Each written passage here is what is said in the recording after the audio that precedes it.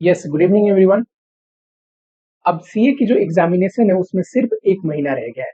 ये जो अक्टूबर का मंथ है ये काफी क्रूशियल होने वाली है और लास्ट मंथ में आपको अपनी रिवीजन कैसे शेड्यूल करनी है, रिवीजन में क्या इंक्लूड करना चाहिए और लास्ट मंथ में कैसे रिवीजन करना चाहिए, यही डिस्कस करेंगे इस वीडियो के अंदर। देखो, लास्ट मंथ जो है ना ये काफी इंपॉर्टेंट मंथ है। जिन बच्चों को रैंक लेके आना है अटेम्प्ट में, उनके लिए तो नहीं बोलूंगा क्योंकि वो पहले से ही पढ़ रहे हैं, उनकी साइकोलॉजी अलग होती है। उनको रैंक लेके आना है तो वो उस लेवल की सीरियस है और वो पढ़ रहे हैं और पढ़ेंगे भी इस मंथ में भी, उन्हें समझाने की कोई जरूरत नहीं। लेकिन जिस बच्चे को सिर्फ पास होना है या जिस बच्चे को सिर्फ एग्जिबिशन लेके आना है, उसके लिए लास्ट मंथ बहुत चीज डिटरमाइन करता है। आपकी पूरी साइकोलॉजी कि आप पेपर एक ग्रुप देने जा रहे हैं या 2 ग्रुप देने जा रहे हैं, एग्जिबिशन लेके आओगे या पास करोगे, अटेम्प्ट देने वाले हो कि छोड़ने वाले हो, लास्ट मंथ की रिवीजन तय कर देगा। मैंने कई ऐसे बच्चे को देखा है जो देने वाले थे एक ग्रुप, बहुत अच्छे से पढ़ाई किया, लास्ट मंथ में डिसाइड किया चलो सेकेंड ग्रुप भी देके देखते हैं और दोनों ग्रुप निकाला भी। ऐसे ही बहुत ऐसे भी बच्चे आपको दिख जाएंगे जो दोनों ग्रुप देने वाले थे, लास्ट मंथ में आते आते उनको ऐसा लगा कि अब मुझे एक ग्रुप देना चाहिए। एंड इवन कई बच्चे तो ग्रुप पोस्टपोन भी करते हैं। ठीक है, आपके मन में तरह तरह की बातें आएंगी। ऑब्वियसली सीए एक डिफिकल्ट एग्जामिनेशन है, डिफिकल्ट तो नहीं बोलूंगा पर पासिंग परसेंटेज कम है कंपेरेटिवली अदर एग्जामिनेशन, तो बच्चों को ऐसा हो जाता है। ठीक है, देखो लास्ट मंथ में जब आप पढ़ाई कर रहे हो ना, तो आपको हमेशा एक बात याद कर रखनी है कि बहुत सारी चीजें ऑलरेडी तय हो गई है। जो बच्चा अच्छे से अभी तक पढ़ा है ना, उसको थोड़ा ही रिवीजन और थोड़ा एक्स्ट्रा मेहनत की जरूरत है पास होने के लिए या अच्छा मार्क्स लाने के लिए, वो हो जाएगा। जो बच्चा बिल्कुल नहीं पढ़ा होगा 8 महीने, वो लास्ट मंथ में चाह के भी वैसा नहीं प्रिपरेशन कर पाएगा कि अपना एग्जामिनेशन निकाल पाए। सिंपल सी बात है ना। तो इससे पहले अभी बहुत चीज डिटरमाइन हो चुके हैं, लेकिन कुछ चीज है जो क्रूशियल है और आपको लास्ट मंथ में ध्यान रखना है अपनी रिवीजन। ठीक है, एक चीज हमेशा याद रखना, टॉपिक स्टार्ट करने से पहले मैं आप लोगों को बोलना चाहता हूँ कि हमारी जो मेंटल कंडीशन होती है ना, हमारा जो दिमाग होता है ना, इसको सारा चीज पता होता है सही और गलत। हर एक इंसान को पता होता है सही क्या है और गलत क्या है, लेकिन हम पता है चूज क्या करते हैं, हमारा ब्रेन चूज क्या करता है, हमेशा इजी ऑप्शन चूज करता है। आप ध्यान से देखोगे तो आपका ब्रेन आपको सही सजेशन नहीं देता, ये पता होने के बावजूद कि सही सजेशन कौन सा है। हर एक इंसान को सही और गलत पता होता है। हर एक इंसान को गलत करने के बाद कभी ना कभी गिल्ट या फिर ये जरूर रियलाइज होता है कि गलत किया है, नहीं भी किया होता है तो किसी और को शेयर नहीं करता गलत करने के बाद, क्योंकि उसे पता है ये गलत, बट स्टिल वो गलत क्यों कर रहा है, क्योंकि जो ब्रेन सजेशन देगा ना वो हमेशा इजी सजेशन देगा आपको। ठीक है, आपके दिमाग में ऐसे ख्याल आ सकते हैं, अब अगर लास्ट मंथ में आप अच्छे से पढ़ाई नहीं कर रहे हो तो, कि ये अटेम्प्ट छोड़ के अगला अटेम्प्ट दे देता हूँ। ठीक, ये है इजी ऑप्शन जो ब्रेन आपको सजेस्ट कर रहा है कि अगला अटेम्प्ट तो आने वाला ही है, या फिर 2 ग्रुप ना देके एक ग्रुप देता हूँ। एक तो है कि जेन्युइनली आप कोशिश कर रहे हो, उसके बावजूद आपसे नहीं हो रहा, और एक है कि आपने अपने ब्रेन में एक बहाना ढूंढ लिया कोशिश ना करने का। ये नहीं होना चाहिए, बस मैं ये बोलना चाहता हूँ आप लोगों को। ठीक, रिवीजन करते वक्त खैर अगर कोई बच्चा नया है चैनल पे तो चैनल को सब्सक्राइब कर लेना। ठीक है, रिवीजन करते वक्त 4-5 चीजों को ध्यान देना है इस अटेम्प्ट में। ठीक है, और साथ ही में इस मंथ में तो स्पेशली ध्यान देना, अब ज्यादा समय बचा नहीं है आप लोगों के पास। सबसे पहले स्ट्रिक्ट टू द रिलेवेंट। देखो, कोर्स तो बहुत बड़ा है और हर एक कोर्स में, हर एक सब्जेक्ट में, हर एक चैप्टर में हमें लिमिटेड पता होता है कि ये चीज आने वाली है या ये टॉपिक में से ताकि पास्ट में आया है या फ्यूचर में आ सकता है। सिर्फ आपको रिलेवेंट चीजें पढ़नी है। मैं बहुत सारे ऐसे बच्चों को देखता हूं जो टीचर के एक एक नोट्स के एक एक लाइन रिवाइज कर रहे हैं। देखो, टीचर का काम है एक बेसिक से लेके पूरी कोर्स कंप्लीट कराने का, बट क्या एक एक लाइन में से क्वेश्चन आने वाला है? डेफिनेटली नहीं। फॉर एग्जांपल मान लो इन्वेस्टमेंट अकाउंट है, ठीक है, बहुत डिटेल में आपको पढ़ाया जाता है, एंड इन्वेस्टमेंट इन शेयर्स है। अगर इन्वेस्टमेंट अकाउंट बनाने का आया, शेयर का क्वेश्चन आया, तो आपको पता क्या होनी चाहिए? तो पता होना चाहिए कि अगर शेयर हमने परचेज किया कैसे एंट्री करेंगे, शेयर हमने राइट मिला, बोनस शेयर मिला, ठीक है, राइट परचेज किया या रिनाउंस किया, इंटरिम डिविडेंड है, फाइनल डिविडेंड है, फाइनल डिविडेंड है तो ओपनिंग शेयर का क्या ट्रीटमेंट करेंगे, इस साल जो परचेज किया क्या ट्रीटमेंट करेंगे, इतना जिस और एंड साथ ही में वैल्यूएशन है ना, इतना जिस बच्चे को पता हो वो 99% चांस है कि क्वेश्चन सही बना के आएगा, हालांकि कैलकुलेशन मिस्टेक ना हो तो। ठीक, तो एकदम रिलेवेंट आपको अब इस स्टेज पे ये पता होनी चाहिए कि कौन से चैप्टर से कैसे कैसे टाइप के क्वेश्चन आने वाले हैं, तभी तो अटेम्प्ट अच्छे जाएगा। दूसरा, never rush to complete 100% syllabus. देखो, बहुत कम ही लोग होते हैं जो 100% सिलेबस कंप्लीट करते हैं। आपको उतनी ज्यादा चिंता करने की जरूरत नहीं अगर आपने 90% या 80% भी कंप्लीट कर लिया। आपको पता होनी चाहिए 80% सिलेबस कंप्लीट करने के बावजूद आप एग्जिबिशन लेके आ सकते हैं, डेफिनेटली एग्जिबिशन लेके आ सकते हैं। ठीक है, 100% सिलेबस कंप्लीट करने की जरूरत नहीं है। अगर नहीं हो पा रहा तो देखो, जो पढ़ो उसको अच्छे से पढ़ो। पूरी कंप्लीट करने के चक्कर में ऐसा ना हो कि मगअप कर रहे हो, आप बस चीजों को याद कर रहे हो, फटाफट आपने तो कंप्लीट कर दिया सिलेबस को बस अपने मन की तसल्ली देने के लिए, पर आप चीजों को समझे नहीं। जितना पढ़ो उसको अच्छे से समझो। 90% भी पढ़ के जा रहे हो ना, 10% में से क्या ही क्वेश्चन आना है, 5 नंबर का क्वेश्चन आना है। 5 नंबर का क्वेश्चन कोई छोड़ भी दे तो क्या 95 नंबर का पेपर अगर उसको अच्छे से आता है तो वो पास नहीं होगा, या एग्जामिनेशन नहीं लाएगा, या बच्चा रैंक लाने वाला है, बहुत मेहनत किया तो रैंक नहीं लाएगा, डेफिनेटली लेके आएगा। तो इसीलिए आपको इस चक्कर में नहीं पढ़ना है। बहुत सारे बच्चे हैं जिनका सिलेबस 100% नहीं भी हो सकता है रिवीजन करते वक्त, स्पेशली लास्ट डे रिवीजन जब आपका एग्जामिनेशन चल रहा है उस वक्त तो ये प्रॉब्लम आती है। ठीक, आपको 100% सिलेबस ना हो ना सही, पर जितना हो रहा है उसको बढ़िया से करना है, समझ के करना है। ठीक है, चलो, कंसेप्ट इज द की। बच्चे भाग रहे हैं प्रैक्टिस के पीछे, एग्जामिनेशन देने के पीछे, और कंसेप्ट को छोड़ दिए। मेन प्राइमरी फोकस होना चाहिए कंसेप्ट। ये इतने सारे मॉक टेस्ट और इतने जो भी आप दे रहे हो ना, ये एडिशनल होना चाहिए आपके लिए। अगर आपको कंसेप्ट नहीं पता ना, ये मेन मूल सिद्धांत है, फाउंडेशन है, यही नहीं पता ना, तो आप मेरे से लिखवा लो, आप कितना भी प्रैक्टिस कर दो, आपको कॉन्फिडेंस नहीं आएगा। कॉन्फिडेंस में वही रहता है जो रियली उस चीज को जानता है, फील करता है, सब चीज उसको पता है। हाँ, प्रैक्टिस से एक्यूरेसी बढ़ती है, प्रैक्टिस से कॉन्फिडेंस आती है, पर पहले फोकस कॉन्फिडेंस कॉन्सेप्ट पे देना है।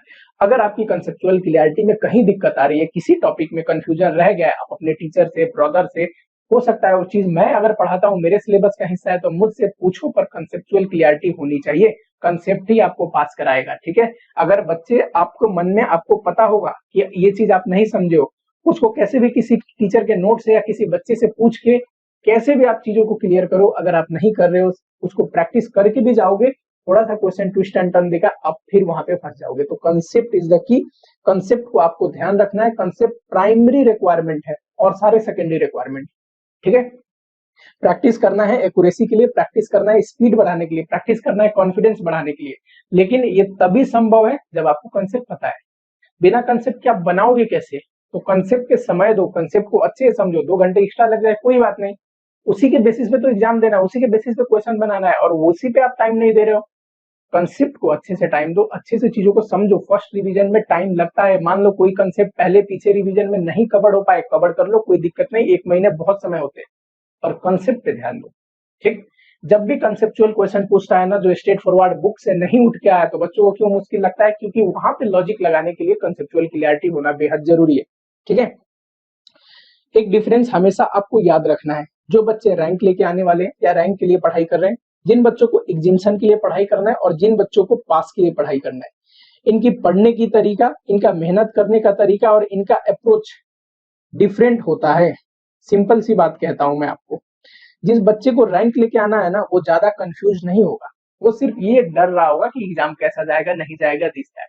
क्योंकि जिस बच्चे को रैंक लेके आना है ना, वो पढ़ाई अभी से नहीं कर रहा, वो ड्यूरिंग जब उसका कोर्स चल रहा था ना, जब वो टीचर से पढ़ रहा था तब से पढ़ रहा है, उसकी कंसेप्चुअल क्लियरिटी ज्यादा है, वो प्रैक्टिस ज्यादा कर रहा है, उसको बस प्रैक्टिस करना है ज्यादा, चीजों को बार बार याद करना है रिटेन रखने के लिए और अपनी एक्यूरेसी को बढ़ानी है। ठीक, लेकिन जिस बच्चे को एग्जामिनेशन लेना है या पास होना है, उसको 100% सिलेबस ना भी हो तो चलेगा, या फिर सिलेबस करके गया 100% अटेम्प्ट नहीं कर पाया तब भी चलेगा।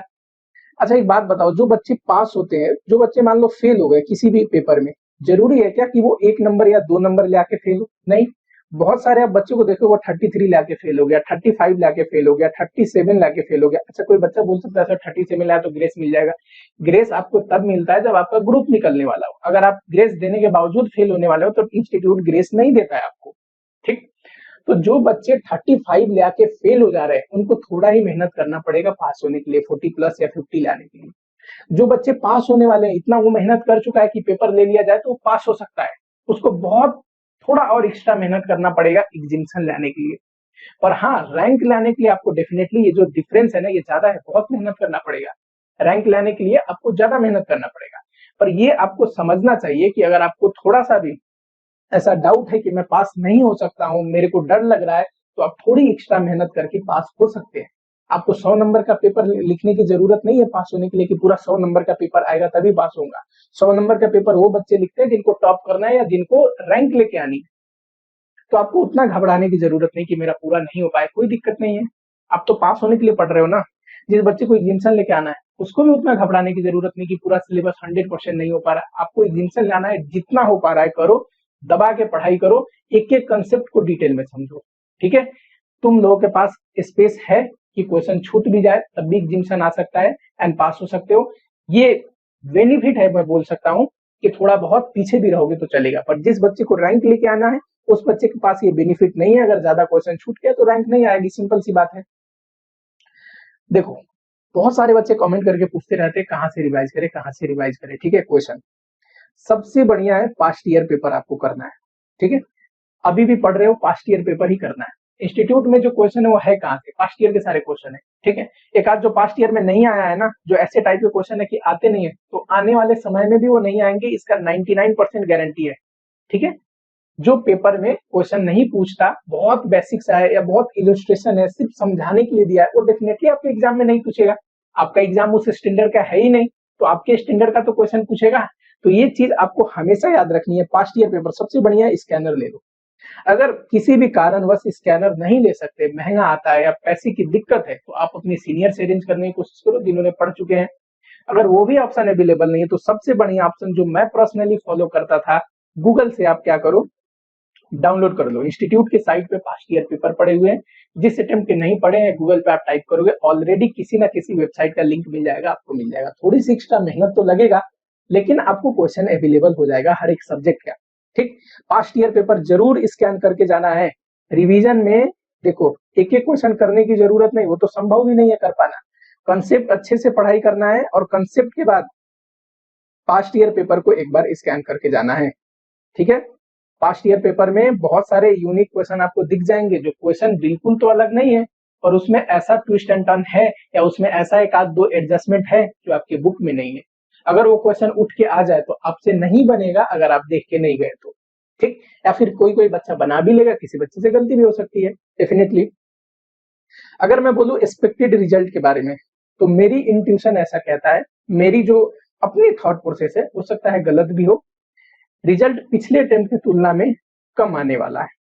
अब ये ताकि पेपर में स्ट्रिक्टनेस बढ़ा के हो या फिर पेपर आए चेकिंग सिस्टम थोड़ा टाइट रख के हो, लेकिन रिजल्ट जितना बच्चे पिछले अटेम्प्ट में पास हुए थे, मुझे ऐसा लगता है शायद उससे ज्यादा बच्चे नहीं पास होंगे, हो सकता है उससे कम हो, कोई बात नहीं, लेकिन रिजल्ट थोड़ा अच्छा ही आएगा। मैं आपको डरा नहीं रहा हूं, उसी में बहुत बच्चे पास होंगे। देखो, अक्सर रिजल्ट कम या ज्यादा आता है तो किन बच्चों को फर्क पड़ता है, जो 40 से लेके 50 के रेंज में मार्क्स ले आने वाले थे।